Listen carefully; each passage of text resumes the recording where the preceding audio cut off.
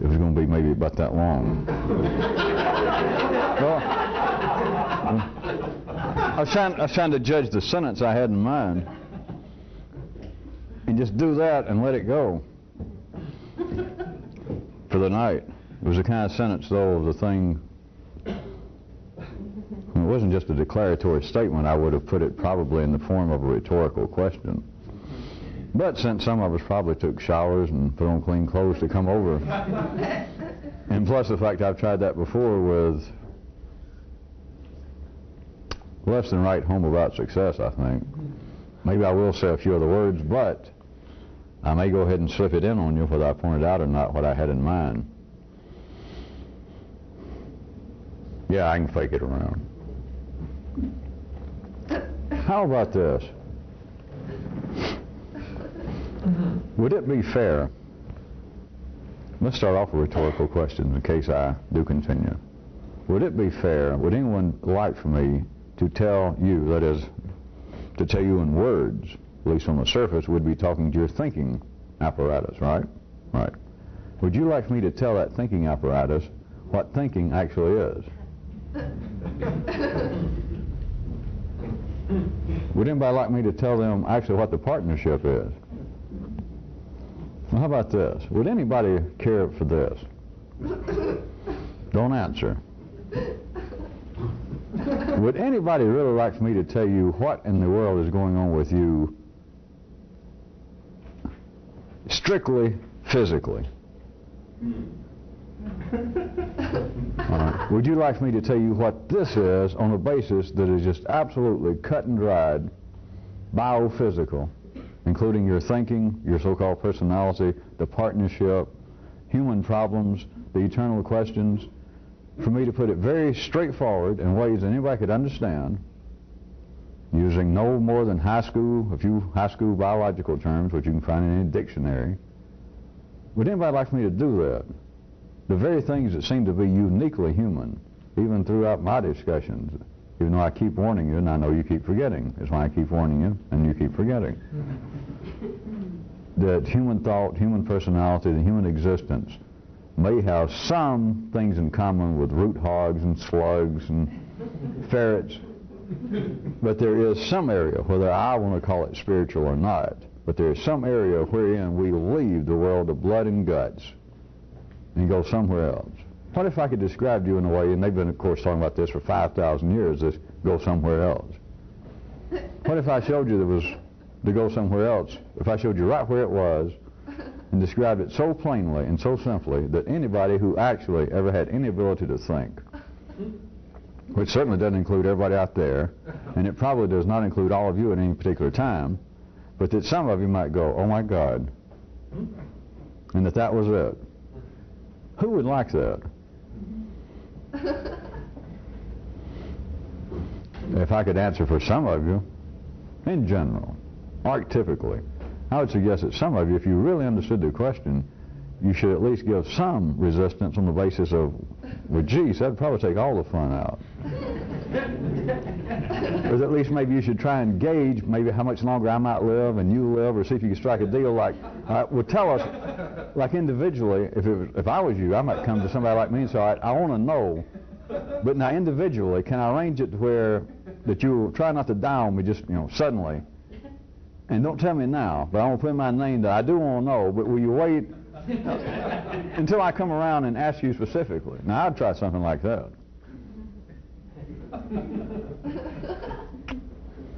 Oh, all right. Well, let's see. I'll stall around before I stop tonight.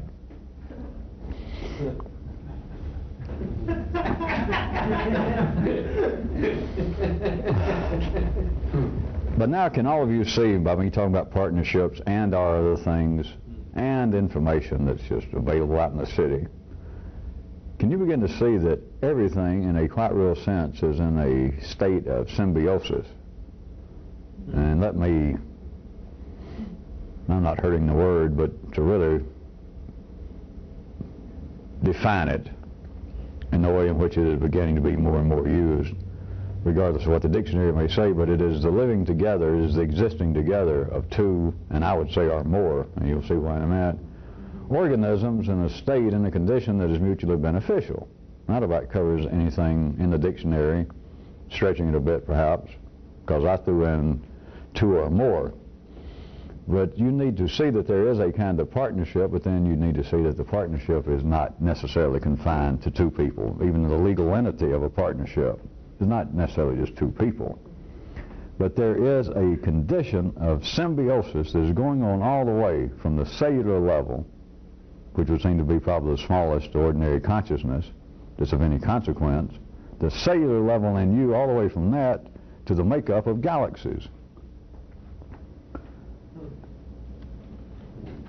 What makes it of particular interest, I hope, to you tonight, I was going to, since I didn't stay with my one-line meeting tonight, is out of all the hollering and shouting and even superficial theatrical sarcasm, when I tell you it's not, but all the stuff that I normally go through, and pointing out this great division, calling this the revolution, calling people involved with this the real revolutionists and then everybody else. And then about how only the real revolutionists can blah, blah, blah, and how everybody else is blah, blah, blah, blah, and how new intelligence, and only new intelligence, could show you tra-la-la-la-la, and old intelligence will keep dragging you down that old boom-de-boom-boom-boom.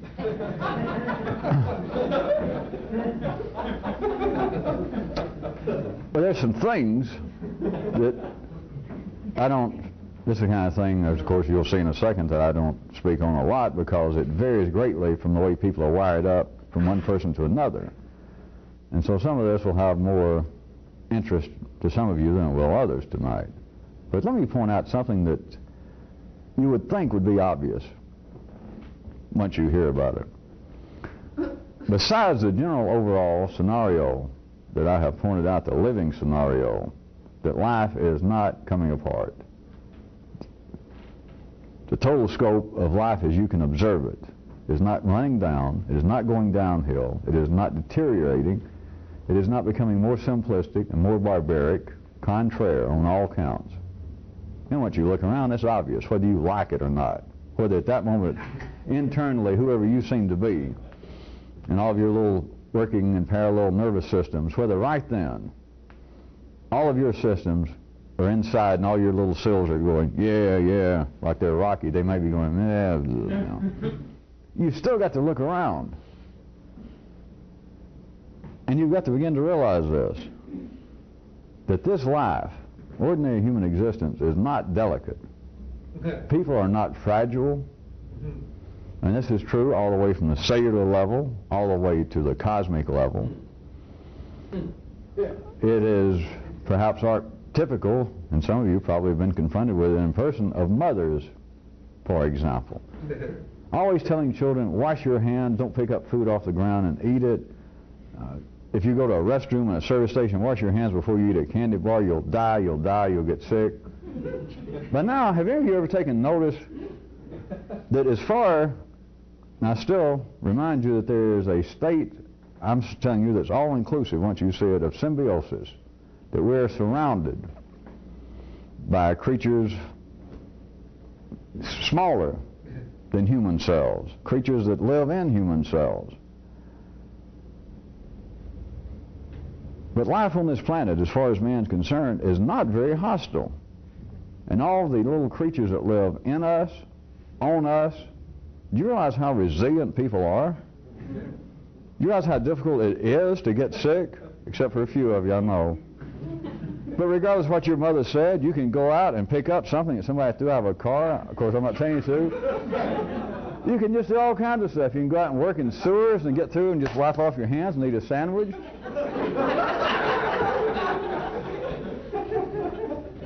There is... Some of this is becoming, out at the periphery of city consciousness, evidently. It's becoming a little bit of ordinary intelligence and knowledge. But even this planet, you people grew up in this age, the cries about the environment and all the Silent Spring books and the beginning when the public first heard about the ecosystems and pollution. And even city science now, I notice, is beginning to have little heads pop up here and there in their communities and saying that they don't really believe that this whole system, or the planet, is quite as fragile as they thought it was 10 years ago.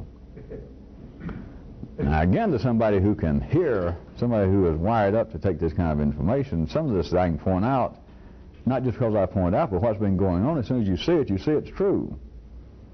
That's what I told all of you in various ways from the first time I saw you individually, is first off, things are not falling apart. I told you life is not going downhill, it is developing. It is becoming more complex, it is becoming more intelligent, and that's what this is about. And that's why you're interested in it, no matter what I called it.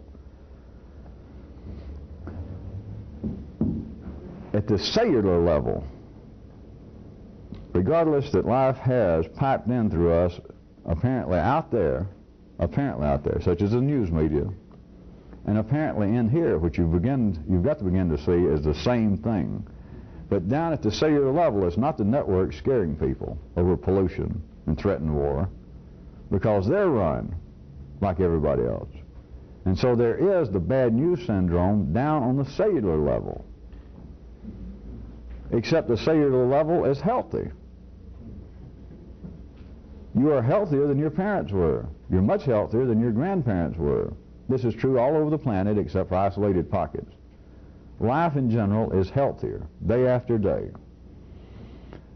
There is less and less even appearance of there being real overt, non-friendly bacteria, parasites. I even notice that sometimes in medicine they're beginning to stumble around the area that some viruses, I can't remember now where it was I read, but they're beginning to hit on, I would have put it another way, but some of you might run across this and you'll see that life itself is beginning to see in a certain way that, at least in some areas of biology, they are beginning to think that viruses are not directly hostile toward human life. Toward their host. It could be even beyond human life, but of course us humans, what the hell do we care if a hog gets a cold? It's humans we care about. That rather than see that the virus was directly hostile, that is, the feeling that they would lead you to believe in advertising and your mother that you got to watch it, that you're surrounded by germs and they're going to kill you. And if you don't constantly wash yourself or gargle or do under your arms or something, change your socks, that they're even beginning to get, I see that they're beginning to get certain views that some viruses do not of themselves make humans sick. It's like the viruses that are hanging around humans anyway, and then the virus, the balance between the virus and the host, that is us, the symbiotic relationship, gets thrown out of whack in some way. That is almost as though the relationship, or the virus, if you got to see it as a noun rather than the verb of the relationship, it's like the virus in you that's already in you, that it got sick. And so you just accidentally, it was like somebody sneezed on you. All right, as you know, this is not a lesson by any means, or even a lecture on biology or hard science. But you have got to begin to look around and see that being alive is not that big of a hostile episode. People are being mugged, people are being killed, people are starving to death. I know all of that. But look around. Look at you. You have made it this far in spite of the fact that you're surrounded by news apparently out there, and you've got other sources of news that are down here, which is the same thing, but down at the cellular level, that's holdover from old intelligence. They're crying out about survival fears. And so you're bombarded from the cellular level to the cosmic level, using that figuratively of radio and TV waves coming into you, that destruction, or at least sickness, bad luck is always just around the corner. You may be all right right now, but something terrible could happen. But now I ask you, has it? You are not fragile. Life is not fragile. And once you begin to see away from those kind of, and just for tonight, I think I'll leave it, I'll refer to them as they're really holdovers from old intelligence of survival fears. And they come about, I'll point out again, apparently from two levels. The cellular level, if you want to look at it as being a low most simplistic or more simplistic level, and then I would point out it comes from what I normally just refer to as life itself, but it's the same thing. Regardless of you having these holdover kinds of fears about survival, if you simply look, not at the fear, forget now where it comes from, but just everybody, fear, if we're going to say one emotion runs humanity, or the strongest emotion, what would it be? And I'll vote for you. It's fear. We can call it other things, but it's fear. What is there to be afraid of? Look how old you are, and most of you still got all your limbs and all your eyes. You may have been sick here and there, but look around insofar as the feeling of extreme fear, the kind of real Casper milquetoast kind of character, somebody afraid to get out of the house, somebody loaded with phobias, somebody wearing surgical masks and afraid to touch people and always reading medical, that kind of thing, the epitome, the extreme. But somewhere this side of that kind of almost satirical character, there is that feeling of fear that life is delicate. I'm delicate. I've always had a kind of fragile constitution. I was not well as a child. Nobody was well as a child. That's what their memory tells them. You see guys, 340 pounds, 7'4", defensive ends, and they'll say, boy, you're a fine specimen of a man. He said, yeah, but I was real sickly as a child. That's what everybody's memory seems to tell them. Are you sure? Yeah, my mother, she reminds me of it, how sickly I was, and she made me eat, and so I got better. From a certain quite real, commercial, hard-nosed view, if you turn around and look, human life on this planet is pretty safe, it's pretty stable, it's pretty predictable.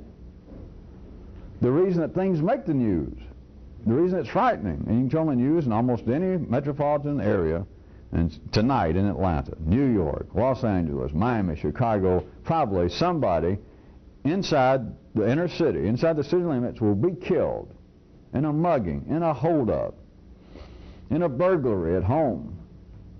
And you go, maybe it was just down the street, or maybe just in your quadrant of the city, and your cell says, well, that's too close for me. But the reason it makes the news is, it is, in a real sense, an aberration, because life here is pretty safe.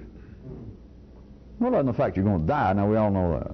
But between here and there is pretty safe. But notice, as I said, and I remember that this varies, is the reason I gave you even that intro. I know this varies from person to person, and sometimes pretty drastically. But still, all of you, even those of you who may feel as though you have not led that kind of life up until now, which you hadn't, of course, you're not going to. But still in everybody is the feeling that life is pretty tenuous, that you got to watch it. You got to watch out for people attacking you. You got to watch out for colds. You got to watch out for germs. You probably got to watch out for lightning. You got to watch out that you don't drown if you're going to take up swimming or you go out boating. There's all these things. You got to watch it. And people talk about, yeah, I am careful, but if you could look back in a certain way, hardly anybody is really careful. But maybe somebody that bought a boat and sails on the weekends, 35 weekends out of the year, and somebody might say, well, I've always been interested in boating, but I get on a boat and I get frightened. And the person says, well, you just got to be careful. You know, I do it, I've been doing it for 20 years, and the other person thinks, well, I bet that's true because he's all right. I believe him. He says he's been doing it 30 years, and the truth is he just does it. He's not careful, whatever the hell that means. You don't really have to be careful. Life is careful. For me to say that life is fairly safe here on this planet, and life is pretty predictable, since I've already said that in 2 or 3 minutes past, now can you analyze, what does that really say? Are we saying that life in some way, or am I saying that life in some way must be specifically arranged to comfort, or at least to be fairly agreeable and safe for men? If you're that good old kind of, if you're centered in that way, you're quite ordinary, and that's just one step from there to being religious in the unsatisfactory, unprofitable way. But what is really being said is that life itself is safe to itself, that life is stable, that life is well. And the way it manifests itself on our level is what I just said. That once you look around, other than the aberrations, other than the terrible things that happen over here and make the news, and other than the fact that even at the cellular level, it is still built into all of us. God knows when it's going to catch up and straighten itself out, but you have still got these kind of survival fears, and it's like your cells. The cells throughout all your heritage, down your bloodline, and then where we all begin to merge, converge back there, but it's like the information is still in the cells that life is pretty dangerous. Which I'm still not really referring to any apparent horizontal history lesson, but let's assume, just the way they take it in the city, we will assume that life was more dangerous, 7,000 years ago? Let me grant you that. I won't comment that I know any more about history, but let's say 7,000 years ago it was more dangerous to be alive than it is today. All right? But that's 7,000 years ago. How often are you jumped, or even the possibility now, by a saber-toothed tiger? But that you guys watch it when you sit down at lunch to eat your sandwich under a tree, that you don't mistake a dinosaur for a tree and it sit on you. When's the last time that the bubonic plague hit? Of course, that wasn't 7,000 years ago. That was a little close for comfort, I'll grant you that. But still, what the hell, it's been 500 years? What do we care? We weren't there. No sign of it showing back up, at least around here. Life itself is not fragile. And if you want to get very specific, for the time being, what you can observe, rather than taking that in some philosophical way, life on this planet, the planet itself. And yet, notice, it is still within the genetic makeup of humans that there is constant fear, not just hand-wringing by frightened little individuals, but coming from what appears to be institutionalized intelligence and research. Almost any given day, if you look hard enough, read enough papers, there'll be a report that came out of some university or some governmental agency that says one subcommittee here, or one subdivision of one investigating team has decided, after now running it through computers, which is always a key, 65 years of weather information, this group says there are strong indications that we could be in for another, if not real ice age, a bad time of it within the next decade. And this comes from Princeton or MIT, and if you do read it, you think, well, those people don't fool around. If they put it through a computer and they had 65 years worth of information, there's got to be some basis for it. They didn't state outright that we'll all be freezing our kudzus off in a couple of months, but that's enough. That's something to be concerned about. The planet is not delicate. What if the planet has been through ice ages? What if, well, I don't guess it's any secret, there has been changes in weather patterns over periods of time. Do notice humanity has not disappeared. The planet has not disappeared. The planet's not even sick. It's not coughing. It's not wheezing. But there is, at that level, that comes out in human thinking, that which says that life is delicate, dangerous, and it's not.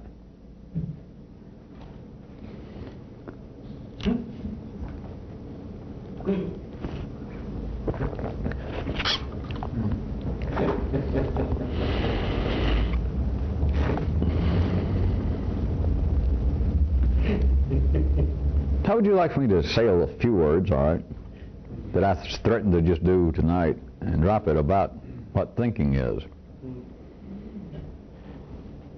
I can beat around the bush here for a few minutes and hint and insinuate about why I'm bringing it up, and it means more than I'm going to say. All right, consider all that done.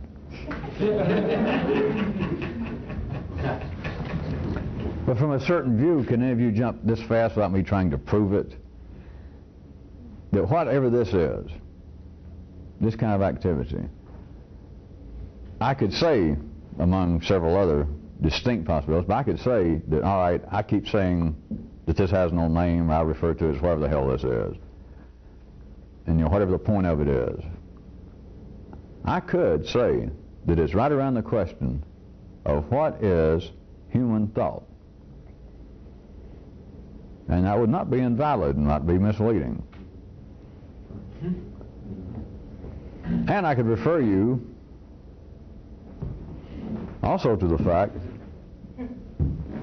that out in the ordinary world, on the basis of ordinary old city intelligence, right up to date, there is no agreement by any means, there is no operational definition of what thinking is. And I'm sure it says something in the dictionary under thought and thinking, but all of you surely understand that all the way from neurobiology to philosophy to psychology, there is no agreement, there is no person, there is no acceptable, recognized authority, institution that has come out and said, all right, through our research, through statistics, through our research, human thinking is this. They cannot. Simply cannot. Now, along the way, over the last thousands of years, there has been, life has made a few people pop up here and there that have not only said, well, none of you people, whenever it was and wherever it was, that somebody is driven to stand up and say, well, none of you people, apparently trying to explain human thought, are close. And I have read and heard everything up till date, and this does not explain it, and you people ought to be smart enough to realize it. And these people periodically, life makes them say this.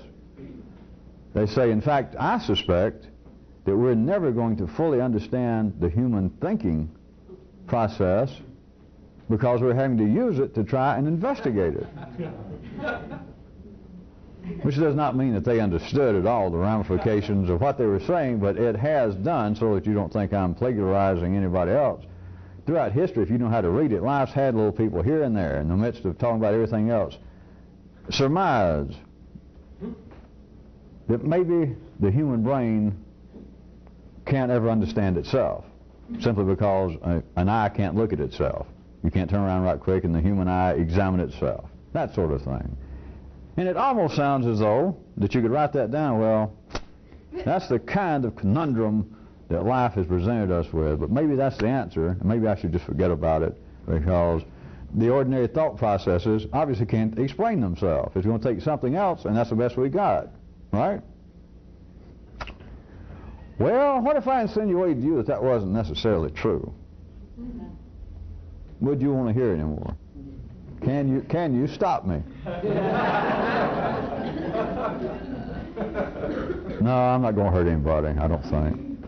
But a few of you, I might could drag you, if you listen real quick, I might could drag you up to a point that's almost frightening. Now, I've been playing around with it for months. But here it goes. It's always the built-in safe mechanism of this symbiotic relationship between you and me.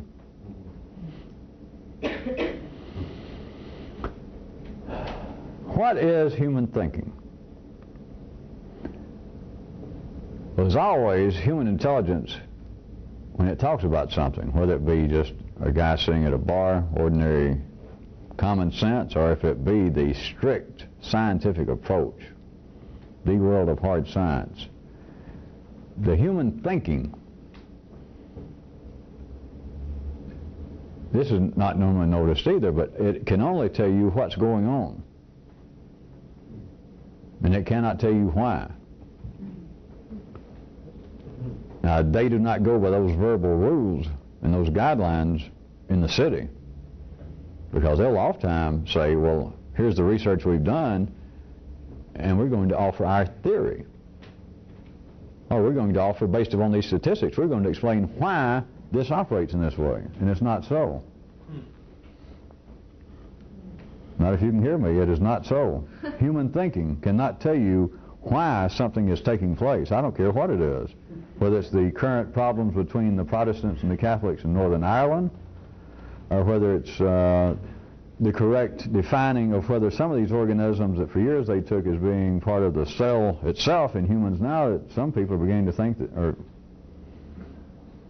there's some information they say, which I'll accept it, that some of the intercellular organisms have their own genetic code. That is, that you are genetically, or down to the level of your own genetic level, that there are other beings in you that are not simply symbiotic in the sense that they are parasites. They're running a parallel life in you, reproducing themselves with their own DNA. They get to the point, let's use that was a fair example now I thought about it, all the way from them trying to explain why there are hostilities between religions, between this group over here, why some people seem to be more hostile than others. In other words, I'm trying to make that appear to be one end of a spectrum, rather soft science, soft investigation, all the way from that to real hardcore, clinical, about what are some of these creatures, these little rod-like squiggly things in the human cell that for years we took as being part of the cellular stuff itself. How is it that some of these now show all of the properties of being their own distinct organism, and yet they survive? They are running a parallel, they're living in us with their own DNA. All right, there will be people that will say, all right, here is why it's that way. Now they may say that in words to that effect, but if you can hear what I'm saying, the human thinking can never tell you why something's going on. They tell you what, but that can be turned so many ways, and it's just part of the way that the city is. It's not science trying to delude you, it's not anybody trying to delude you, it's life in operation. But the human thinking can never tell you why this is going on. Never. Because if it could do that, it could tell you what thinking is, but that's another story. So, up and down this kind of spectrum from what appears to be people trying to make through the human thinking, trying to make some sense out of why there is such a diversity of human thought, feeling, behavior, why there seems to be conflict, why there seems to be self-defeating modes of life, all the way from that to trying to find some cellular, some biological basis for human behavior, even trying to finally again connect maybe the human brain with so-called thinking, so-called consciousness. Well, they keep trying to draw parallels. They keep trying to observe, which is not silly. I know some of you think I've laughed for other reasons. It's psychologists, what do they spend most of their time doing? Studying rats and statistics. Not people, which is another story, but that's not all that funny, because you're back to that old kind of suspicion that human thought can never understand itself.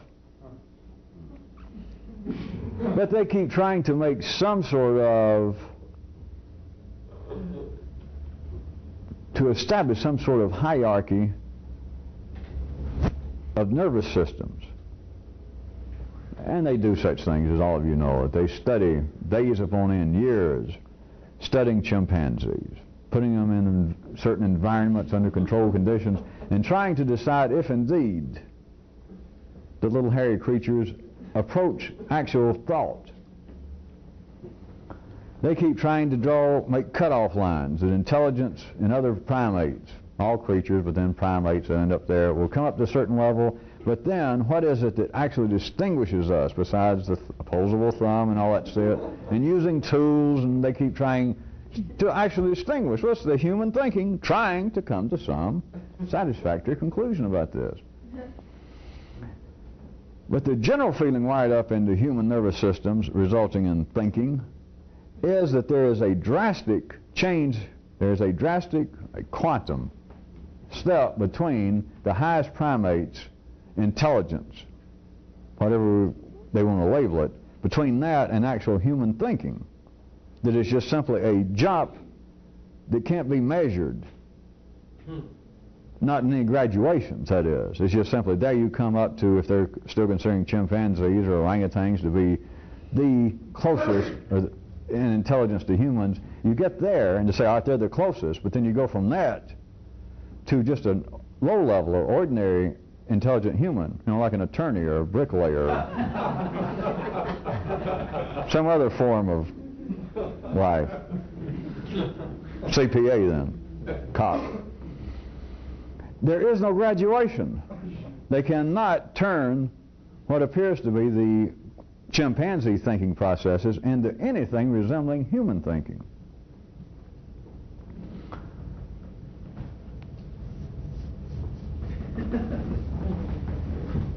The only difference is in nervous systems, and this is no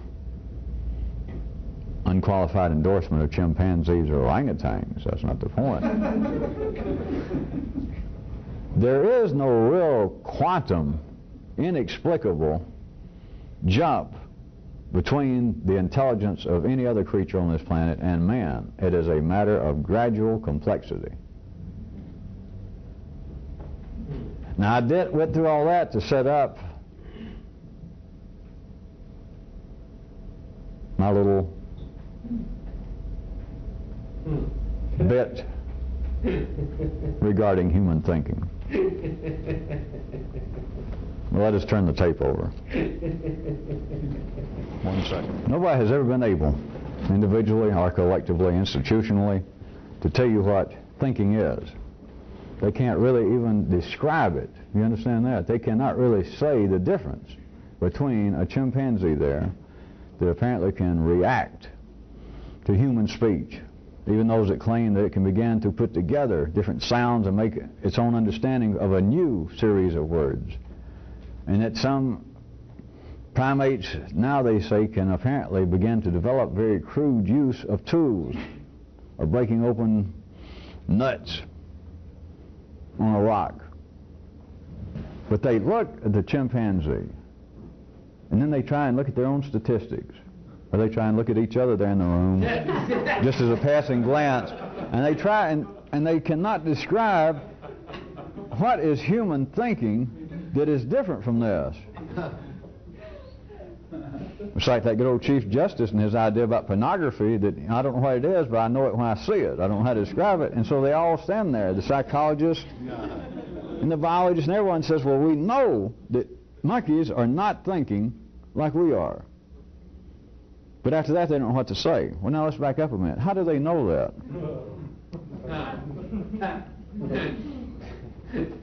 Now, if I ask one, seriously, if I ask the city attitude, I'll speak for all the city consciousness, if I ask it and it took it as a serious question, I suggest that one of the first things it would say after it thought for a second would be, well,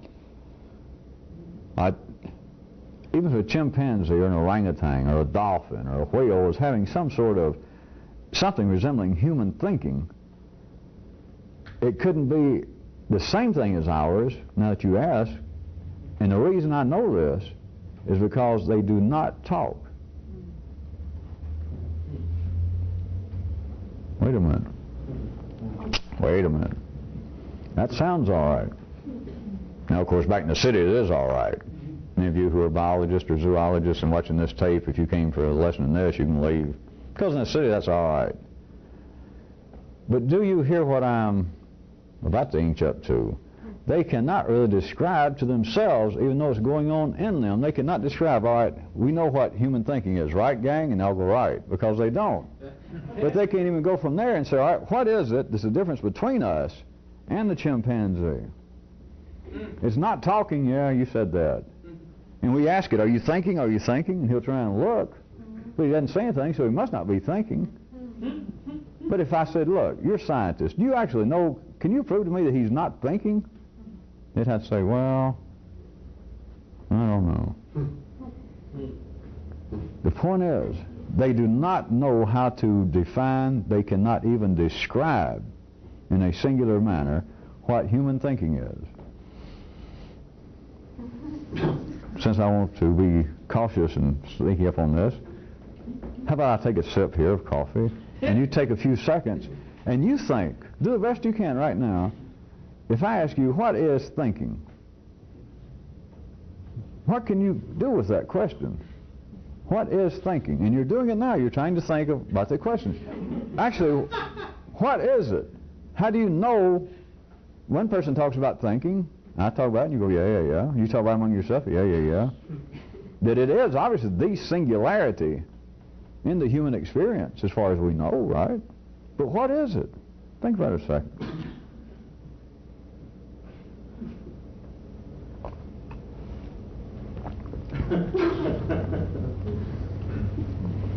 And what is it besides a merry-go-round? What is it besides a hall of mirrors?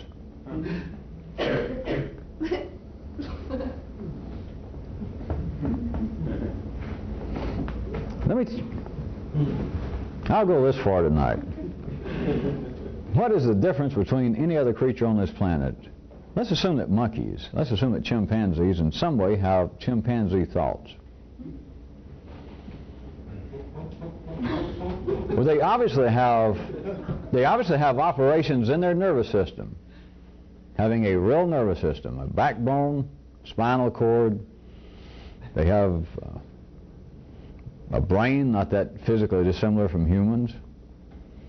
And so its nervous system, the information that it is apparently receiving from apparently out there, and that which apparently is arising at its own cellular basis, that there is something going on in its nervous system. And so for a second, let's call it, in quotation marks, chimpanzee thinking. But if I went that far with ordinary thinking and said, all right, what is the leap?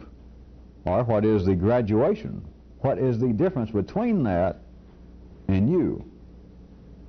What is the difference? What is unique that just everybody insists, from scientists on down to ordinary people? What is it that is unique in human thinking?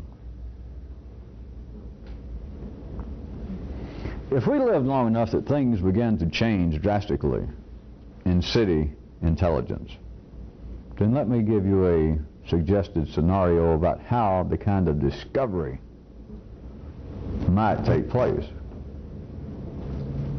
That is, in answering this kind of question about what is it that makes human thinking, that if indeed chimpanzees or dolphins are engaged in chimpanzee and dolphin thinking, what is different about human thinking? First stage proposal I present to you, that they would come upon this kind of definition, this kind of description. Somewhere it would come out of one respected thinker, it would come out of some committee that had been working for years and years, and they would wrap up their conclusion thusly: that even if other creatures on this planet have nervous systems that are operating in such a way that beyond our apparent ability presently to perceive, they are having thoughts indicative and proper to them, and we're just not communicating. But now we do know.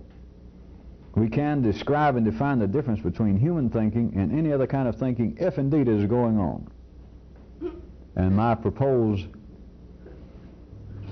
I'll give you two-stage possibility, if it happened real quickly in our lifetime. The first stage would be something like this, that this group or this one respected man or woman would say, I've got it. Real thinking is this, and this is it, this covers it, is being able to think about thinking.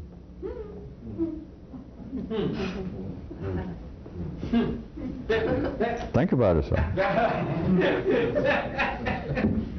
Without that, not taking into consideration any physical limitations of their throat and vocal cords, without that, no creature in the 3D world would ever speak. Even if a chimpanzee was having chimpanzee thoughts by some definition, or a dolphin having dolphin thoughts, until it reaches the point that the creature, that is the nervous system, the cellular makeup of that nervous system, until it can think about thinking, it can't talk. Put in my inimitable crude fashion, what's it got to say? That is an operational, absolute distinction. I'm talking about the real one, not theoretical. I'm talking about a real one between what goes on in you that you believe makes you superior, or at least makes you different than an orangutan.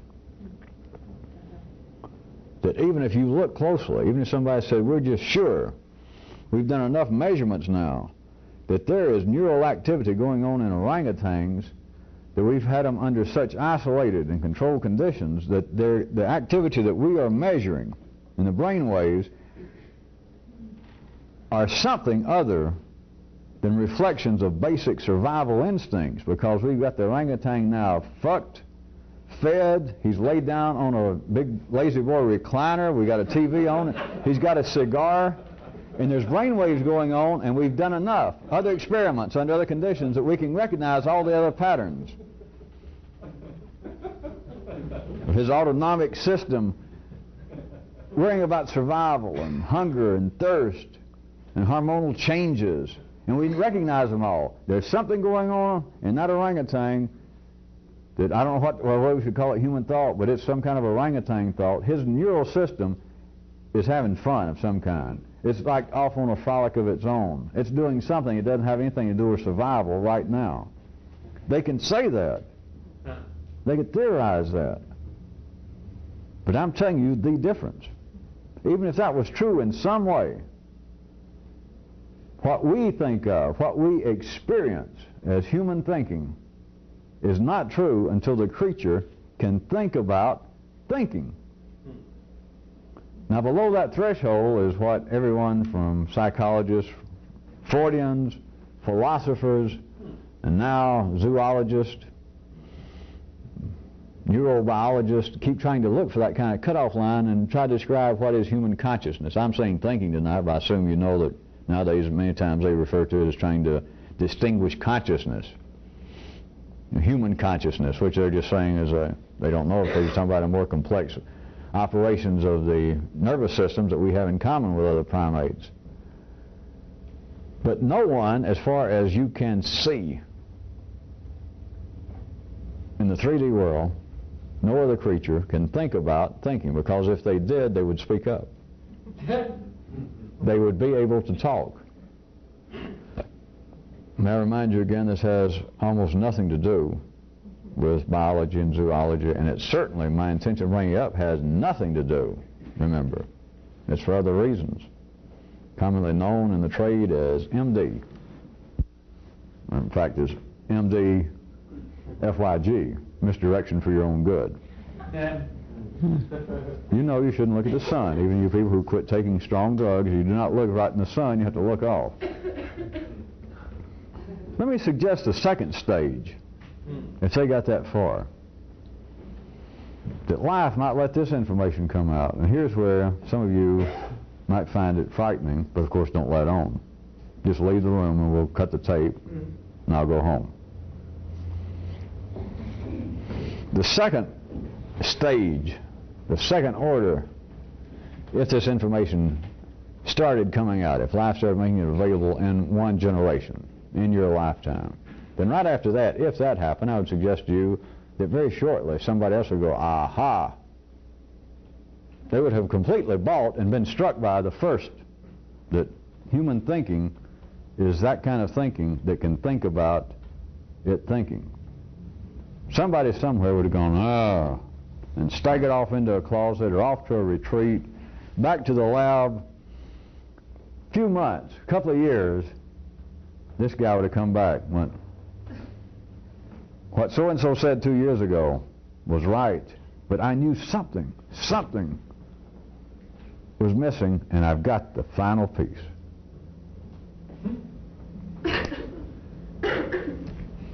Here's what it would be in one lifetime. There's this kind of information, this kind of increasing complexity in the view of what human thinking is, if this were to occur. The second order would be this: that thinking, as humans call it, that thinking is only thinking when it can think about the effect the thinking has had on actions. There is an increase in the complexity. There is a difference between that and what I said. That is thinking. And anything less than that is not thinking, whether it was coming out of a human, coming out of a chimpanzee.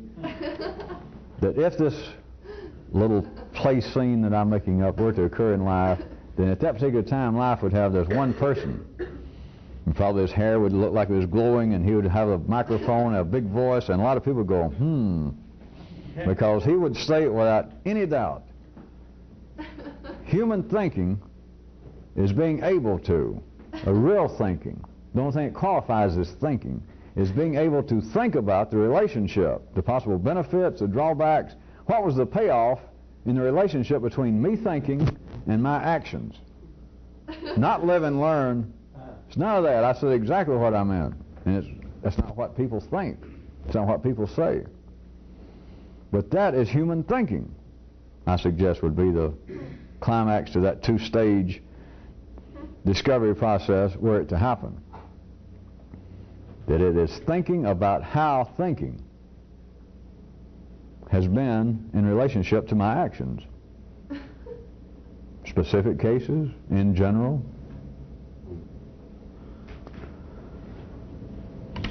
Now, if any of you that are not even being struck by this, at least the rest of you, would you not at least wonder why I brought it all up, even if you're not being struck by it?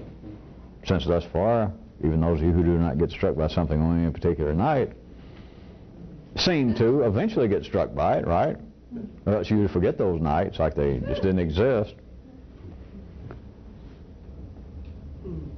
Now, I put it to you that that could be a possible scenario of the kind of discovery, the kind of theorizing of people trying to describe what thinking is. But now, what if I brought that up to tell you something else?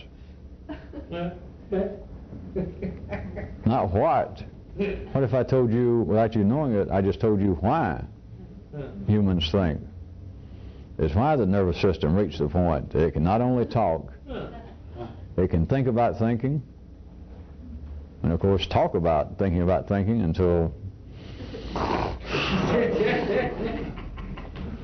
and then it can think about how it's thinking individually, collectively, historically, how its thinking affects behavior, and of course vice versa.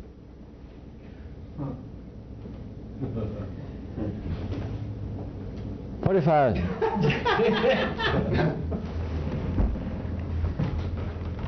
shouldn't ask that. What if I told you more than what?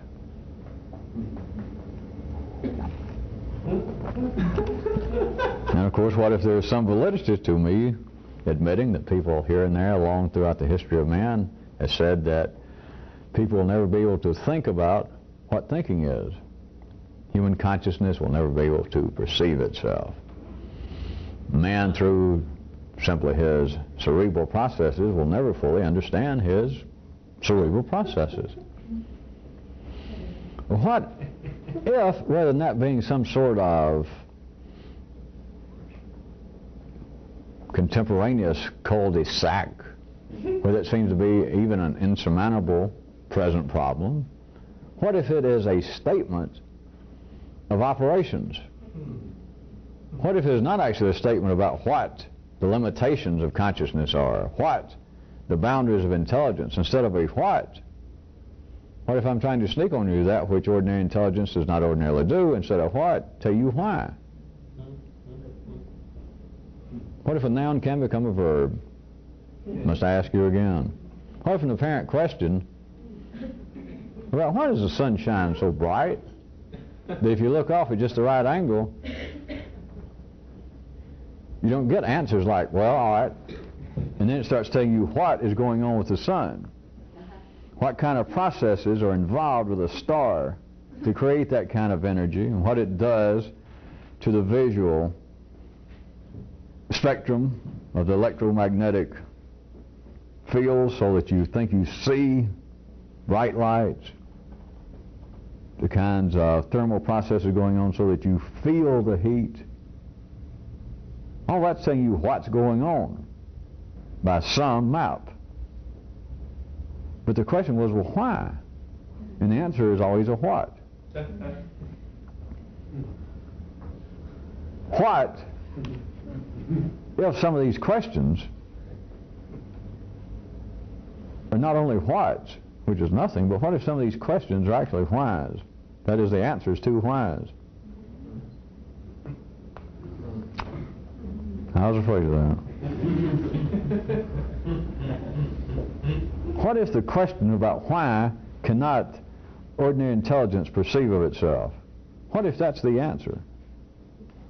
No, I don't mean the answer that ordinary people might say, but, oh, well, you're saying it can't be understood, so that's the answer? No, that would be the what answer. That would be saying, well, any instrument cannot fully perceive of itself. You couldn't take an electron microscope and say, all right, you tell us how you work, and you hook it up to a great computer or something, and suddenly it turns on itself as fast as it can and examines itself down at the microscopic level. There's always some part of it it'd never see. That is the part that was using right then to examine itself. So it can never exactly say what it is. Now, human intelligence can say that. But that doesn't tell you a why. That tells you a what. Now back to what I said. What if the question itself is really a statement of why?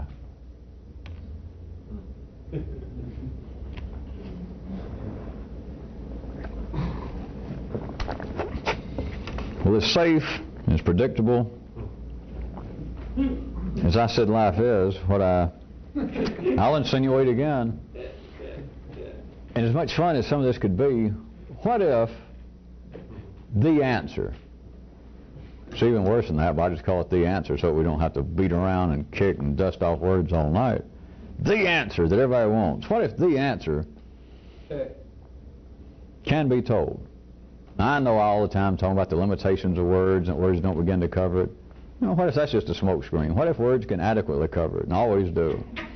And about, well, you just cannot bring more complex things into a 3D world and describe them. I've said that so often, it sounds so right, I'm sure that none of you question that. Well, what if you should question it?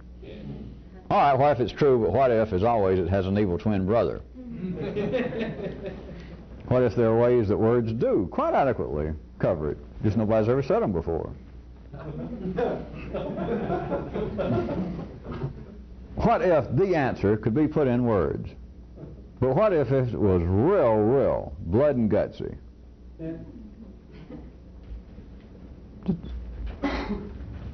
Human thinking, personality, individuality, and all that goes along with it. All the questions, all the doubts, all the fears, all the interest in things such as this. Things philosophical, things artistic, things that are far beyond rudimentary areas of survival and food and sex. You know, we all know we got those in common with other creatures, and our cells must be fed, cleaned out, watered. But how about these higher things of the arts, philosophy, pondering the nature of the universe? What if, in a sentence, in words, and without me battering around and saying, well, of course, words don't begin to cover it. What if I say, words are going to cover it just right? And I told you what it was, and if you could hear it, there would be you, me, humanity, and all that goes with it, all of these, And there it is, just so plain that even somebody with a dime store intelligence maybe would go, Jesus. What if that was possible? Who would want that?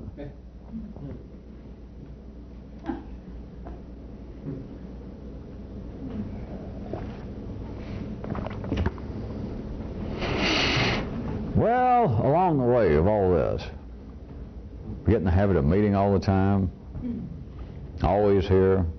Most of the time it seems to be interesting. At the very least, it seems to be a retelling, a slight shift of something you thought you saw before, and it seems to unfold it a little more, and I use terms like unfold the map a bit more, get a little more complex. What if it's so simple that one sentence would cover it? Just if you could hear it. Just one sentence, just down to no more than high school biology. It covers everything that Buddha wondered about, that Moses raised hell and got drunk and kicked over furniture, that Jesus goes off supposedly and eats figs and looks off and wonders what in the hell is going on. And Freud and people smoke ugly fat cigars and beat their wife and grow a beard.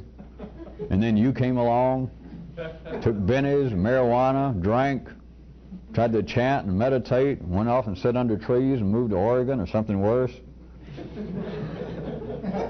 And what if all of it I could describe in high school biology terms, and it's a fairly short sentence, and it covers all of it. The what and the why.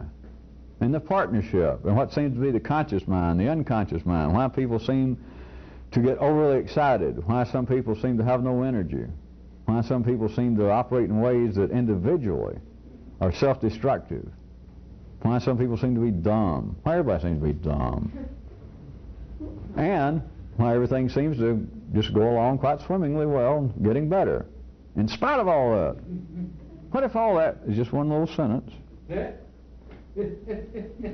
it's all blood and guts? But it can't be, can it? No, really, think about it. Or else all this could not have made sense up until now.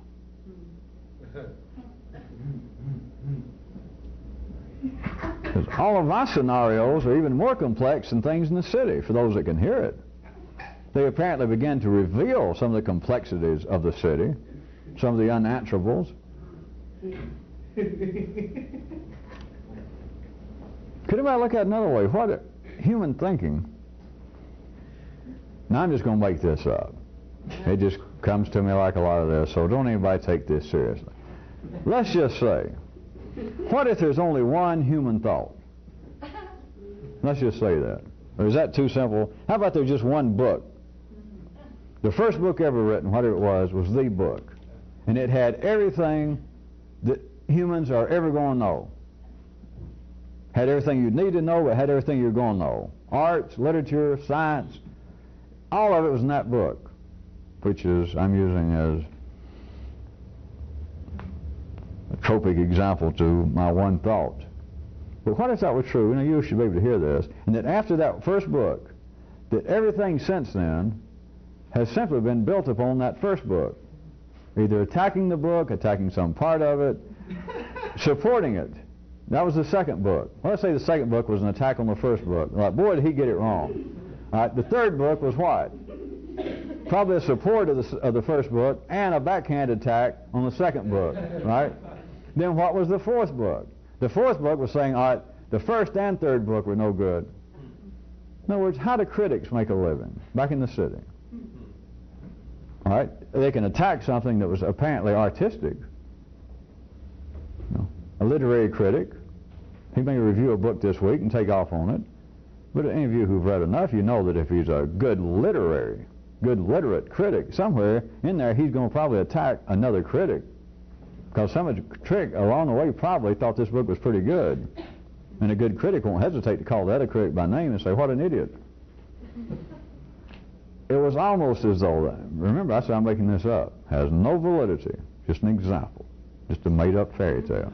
But what if they just start off and there's one real thing, like one real thought, one real book, real in quotation marks. It was all that was necessary, and since then, geometrically, or I guess worse, expanded to where everybody is now a critic, not just of the first book, first idea, which by and large could have been forgotten. It's been trampled on, it's been covered up, and now it's all criticism down to what level? How many generations are we in 7,000 years? We're down to 400 or 500 level of criticism. That you're not a critic of literature or a critic of anything. That is, you're a human. And if you were asked and was pointed out a certain way, you'd say, yes, well, what I'm criticizing is, and you would be pointing to the original book, the original thought. Except you're not. You're not criticizing the 400th generation removed from that book of the last person who criticized the person before him. Can you see it almost as a beautiful cartoon that just kind of blossoms out? Everybody's staying on the shoulders of everybody else, except everybody else is staying on the shoulders of everybody else, and everybody else is staying on the shoulders of everybody else. It's all real enough, except compared to, if I was correct in this example of which I made up, that it only started off and there was just one real thought, or just one necessary thought, and everything since then has been retellings of it. Basically, though, attacks on it and then supports of it.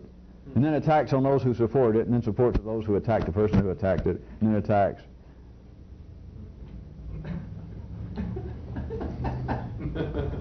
What if that had anything whatsoever to do with what I started out talking about tonight? What if that had anything to do with anybody on this planet at any time And of course, you're real good. Could you imagine way down at your cellular level? But them and you, that any time anybody sits and goes, that is, they're engaged in thinking.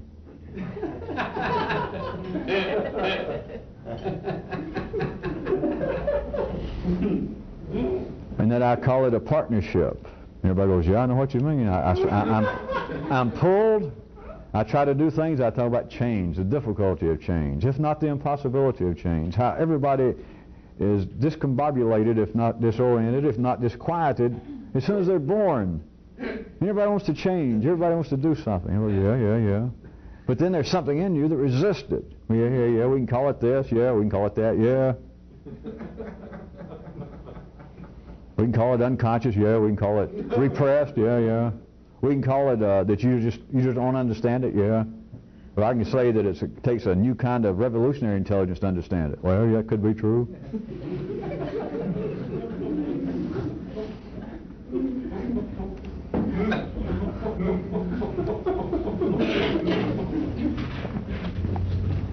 What if way back, well, with this crowd, it's a fair statement, they're probably somewhere along about the 10th grade that you were halfway snoozing off through. Isn't that when you take biology nowadays? 9th to 10th grade. They're just rambling through something. And if they explained everything to you, they didn't know it. The person that wrote it didn't know it, just based upon observing what takes place in the human organism. What takes place in an area that is fairly well understood in the city.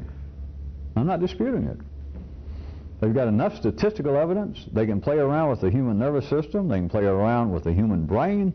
It's not a real exotic area of the human physiology.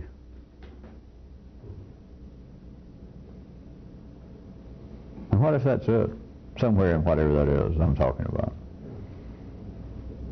Yeah, but human artistic endeavors, the human imagination, the human will to always do better. You mean do something else? Yeah, but do better. You mean to scratch? Yeah. What to go to the stars, then out of the solar system. To lose weight. Right.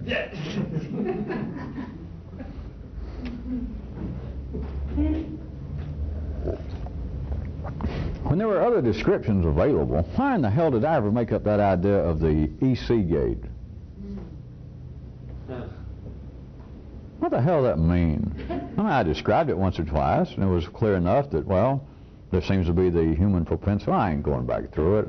I can't remember what I said now, but why did I ever make that up? The exciting/calming gate. You know, sometimes I'm here and I'll start to say something, I think, why did I ever make up that kind of stuff? Pull on these poor people. Plus it sounded like, well, it meant something. It sounded like it was describing what's going on, right? What if it was describing why? No, it couldn't be. If it was describing why, it wouldn't have been a noun. It wouldn't have been the EC gate. It would have been the, I don't know, the EC process maybe? Maybe, I don't know. I can't go back and fool with it now, but you're right.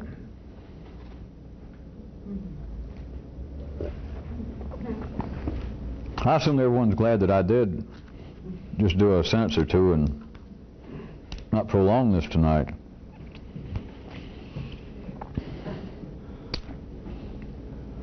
I could ask one question further. Is it possible that intelligence could be a part of some symbiotic relationship?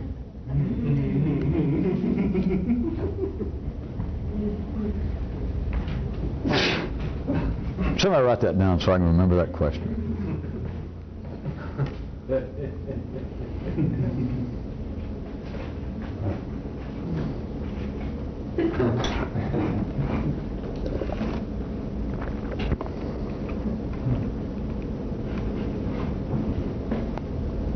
I think to make T.S. Eliot feel good that I'll just go out with a whimper tonight. So he can say, I told you so. T.S., shut up, kid. Get back in that hole.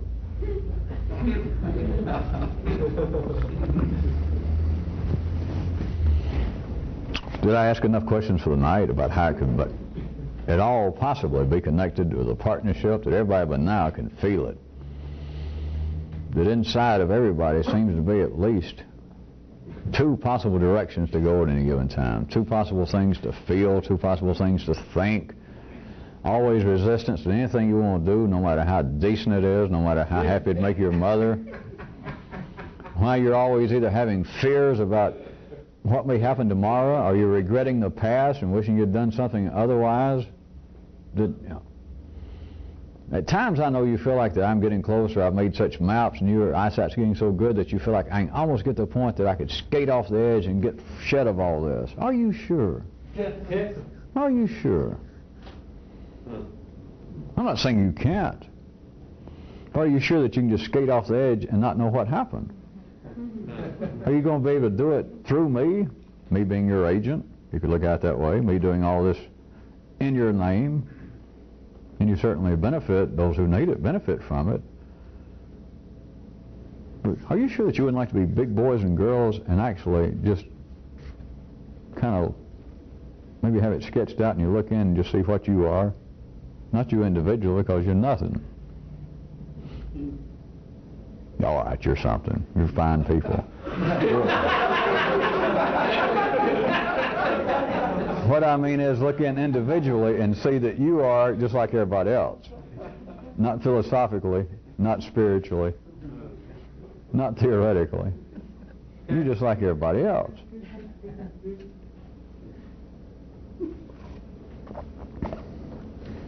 And that what if all of the flowering of so-called human culture, the great, if not progress, at least expansion of the philosophical curiosity and inquiry of the human mind, the many and varied changing schools of writing, music, art, warfare, political structures, what if all of that is just coat upon coat of paint on this one spot on a wall? And it looks good, and it looks like you're adding a piece, or somebody else added a new color. And underneath it, though, is just more and more paint, more and more paint, more and more paint. That all ideas are simply criticisms of the previous ideas, or supports of the previous criticisms, or criticisms of the previous supports. And what if there was only one think? One book, one idea, one little spot of wall, and since then everybody's been painting that same spot over and over and over and over. Not right or wrong. They become more complex. But all this idea that there is, the great secrets that the Zen masters and the great Hasidic mystics and great Christian poobahs and yes, I see it. I see it. The gods have spoken to me. Quick, get me 14 reams of paper and a typewriter and I'll write down the secret. It'll only take me about 20 volumes. God, I hope I live long enough to reveal the truth to my fellow man. What if it's one sentence? And it's real blood and gutsy. And that everything you've often wondered, everything I've talked about, everything I've pointed at, all the rhetorical questions, all the hints, all the maps, go in that one sentence.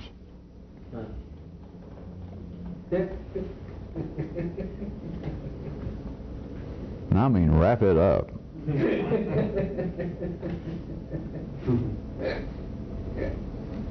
Makes you want to what? Think about it, right?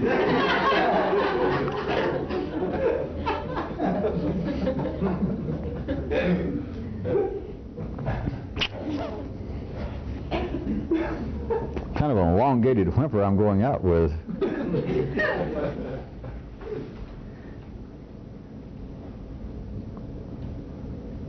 Trying to think of one more decent hint since I'm playing that tonight. Let's see.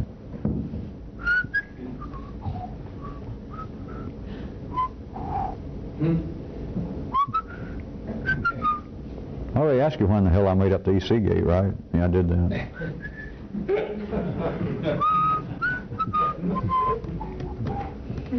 Oh, why did I ever make up all this stuff that I keep bringing up about don't tell yourself what you're doing? I was trying to think of something else to bring up. Try that one. See if that'll fit in. I don't know. But see if that might have anything to do with this. Why would I say that many of you took it seriously? Thought it was beneficial. Why in the world, if you're going to do something, would you not tell yourself? You know you're going to do it. You know you're trying to do it. But for me and Cecil, just don't say the words. Why in the world would I say that? Well, let me think of a good one. Oh, shit. Wait a minute.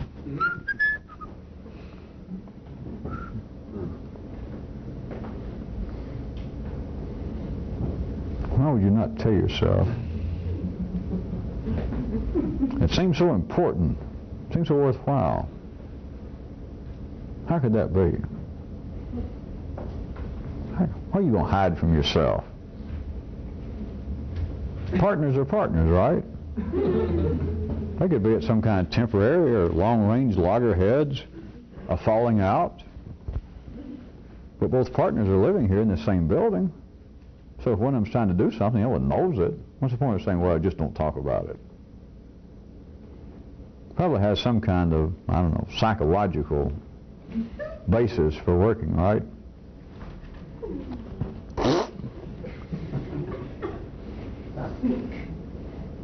What if my one sentence would just clear it all? Nah. I guess that's enough. But do notice at least once a year I do this. So you can't ever say that if somewhere along the way after I died you stumble across this, which you won't, but you can't ever say that if you do, then you can't go, well, geez, he must have known that. Why didn't he ever tell us? So this won't happen, but if it did happen, you couldn't say that. Because then if you found it out, you'd go, so that's what he was trying to say. Boy, will you look foolish.